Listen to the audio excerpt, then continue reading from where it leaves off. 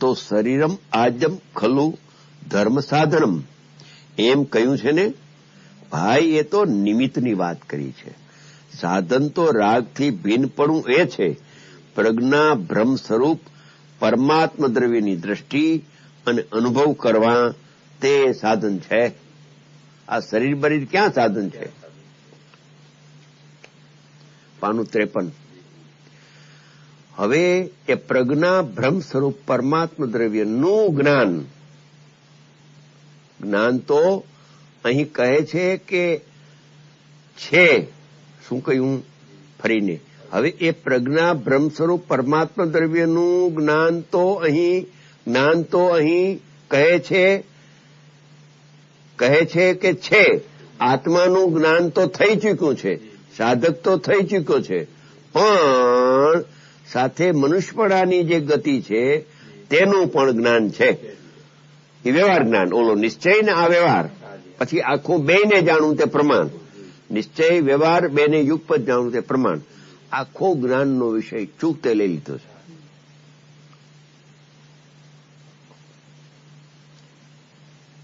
વળી મનુષ્યપણામાંથી દેવમાં જશે.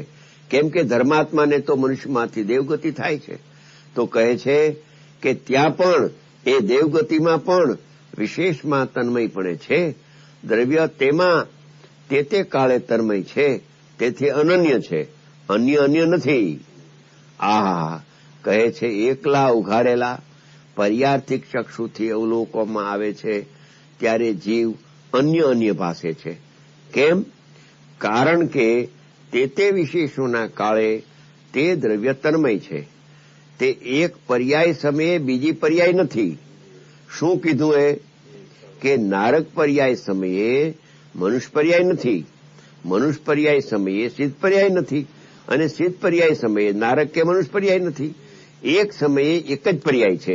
તેથી અન્ય પર્યાયોની અપેક્ષાએ તે જીવ અન્ય ભાસે છે. એમ એટલો ખુલાસો કર્યો. કારણ કે દ્રવ્ય તેમાં તન્મયપણે છે, આત્મા તે વખતે તેમાં તન્મય છે, તેથી આત્મા અન્ય ભાસે છે. એમ પર્યાય ધર્મથી અનન્ય છે, તેથી તે ધર્મથી જોતા આત્મા અન્ય ભાસે છે. જો શ્રેણિક રાજા ક્ષાયિક સમકીતિ છે, તેઓ વર્તમાનમાં પેલી નરકમાં છે.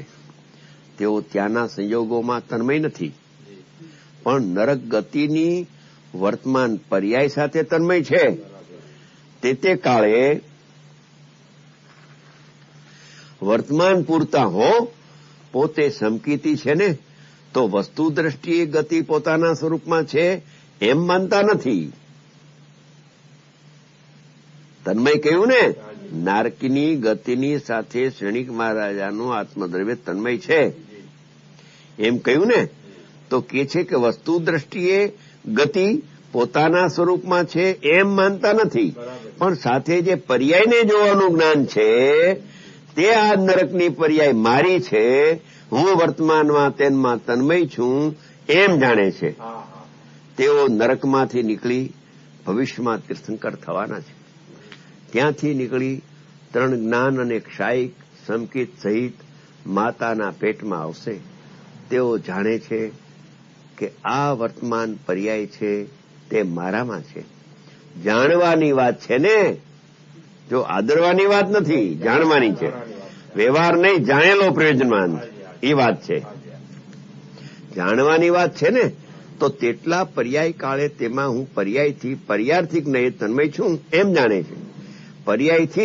પર્યાર્થિક નયે હો, દ્રવ્યથી નહીં. દ્રવ્યાર્થિક નયે, દ્રવ્યથી તો દ્રવ્ય ગતિમાં છે જ ક્યાં? ગતિમાં આવતો નથી. અને વ્યવહારને જોવામાં આવે તો ગતિમાં આવેલો છે. કેમ કે તે ગતિથી તે વખતે તન્મય છે. એમ તે આત્મા એમાં આવી ગયો છે એ વખતે.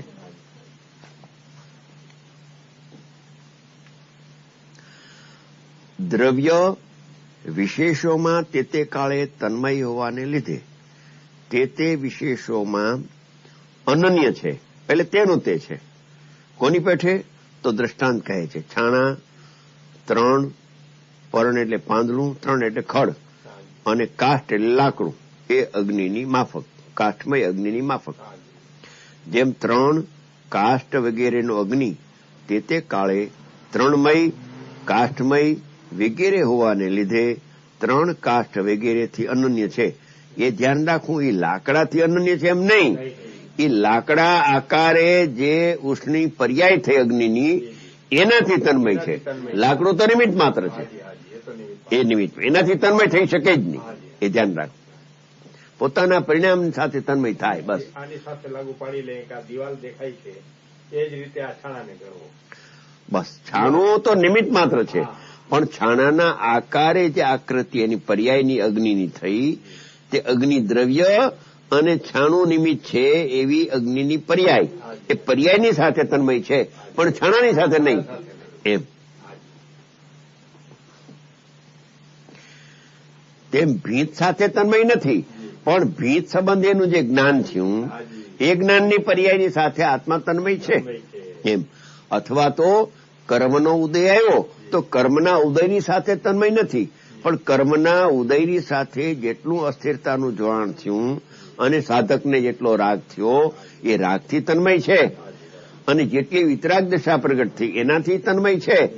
પણ કર્મથી તો તન્મય થતો નથી, પરંતુ પરિણામથી. બસ એનું તન્મય પણ હોય તો પોતાના પરિણામની સાથે. બસ એ વ્યવહાર છે.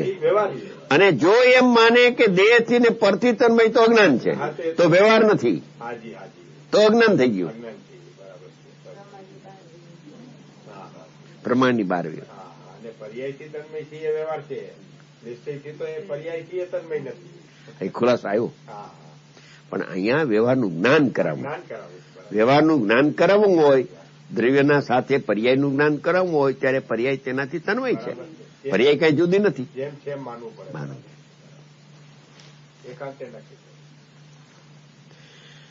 જેમ 3 કાષ્ઠ વગેરેનો અગ્નિ તે કાળે તૃણમય, કાષ્ઠમય વગેરે હોવાને લીધે 3 કાષ્ઠ વગેરેથી અનન્ય, તેમ દ્રવ્ય તે પર્યાયો રૂપ વિશેષોના સમયે 55 તે મય હોવાને લીધે તેમનાથી અનન્ય છે, જુદું નથી.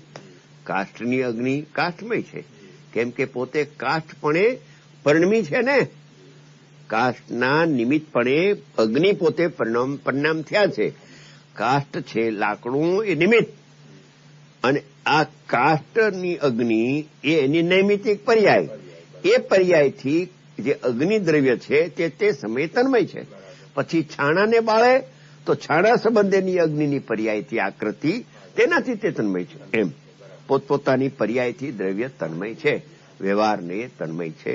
એ વ્યવહારને સત્યાર્થ છે, પણ એને સર્વથા સત્યાર્થ માને તો દોષ લાગી જાય. તો કથનચિત તન્મય નહીં, પણ સર્વથા તન્મય માન્યું તો ભૂલ છે, તો પર્યાય દ્રષ્ટિ થઈ ગઈ.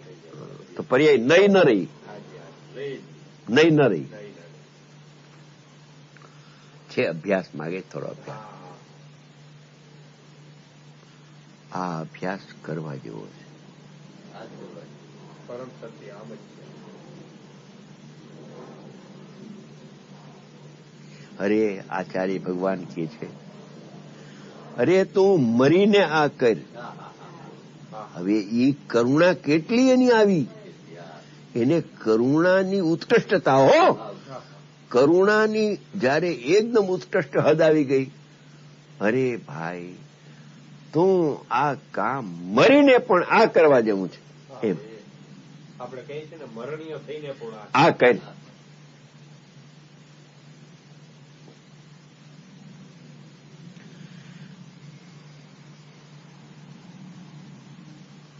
આહા, પોતાની ત્રિકાળી વસ્તુને જેણે જાણી છે તે પર્યાયને જાણે છે, તો તે કાળે તેમાં પોતે તન્મય છે એમ જાણે સાધક. સાધકે પોતાના આત્માને જાણ્યો, પર્યાયથી ભિન્ન, પર્યાયથી રહિત જાણ્યો. હવે તે સાધક પર્યાયથી સહિત છું એમ જાણે છે, રહિત પણ જાણ્યું અને સહિત છું પણ એમ પણ જાણે છે. સમય એક. આ રહિત અને સહિત એની લીલા છે, આ સ્યાદવાદ છે. પરિણામથી હું રહિત છું એવું જ્ઞાન વર્તે છે. ઈ જ્ઞાન વર્તે છે તે નિશ્ચય નહીં છે. હવે નિશ્ચય નહીં જેને પ્રગટ થયો છે તેની સાથે વ્યવહાર નહીં પણ પ્રગટ થાય ને થાય જ. કેમ કે શુદ્ધ જ્ઞાન આખું પ્રમાણ છે. એ પ્રમાણના 2 અંશ નિશ્ચય ને વ્યવહાર. તો સાધક એક જાણે છે કે આ રાગની પર્યાયથી હું રહિત છું, એવો મારો આત્મા છે. એવું જાણપણું તો ચાલુ છે, પણ ઉપરાંત આ રાગના પરિણામ અને વિતરાગના પરિણામ જે પ્રગટ થાય છે એનાથી કથનચિત હું સહિત પણ છું. હા, રહિત છું અને સહિત છું. ગજબની વાત છે. બોલો, સહિત છું એટલે તન્મય, તે સમયથી સહિત છું. મનુષ્યની પર્યાયથી તો સહિત છું નહીં, પણ મનુષ્યને ગતિની યોગ્ય પર્યાય થાય એ પરિણામો, એનાથી હું સહિત છું. સહિત છું એમ કયો કે તન્મય છે એમ કયો, બે એક જ. બે નિશ્ચય વ્યવહાર એટલે જ અનેકાંત આવ્યું. કથનચિત રહિત ને કથનચિત સહિત, કથનચિત તન્મય ને કથનચિત અતન્મય, એમ બે વાત લીધી. દ્રવ્ય દ્રષ્ટિ અતન્મય, ગતિ જ નથી દ્રવ્યમાં.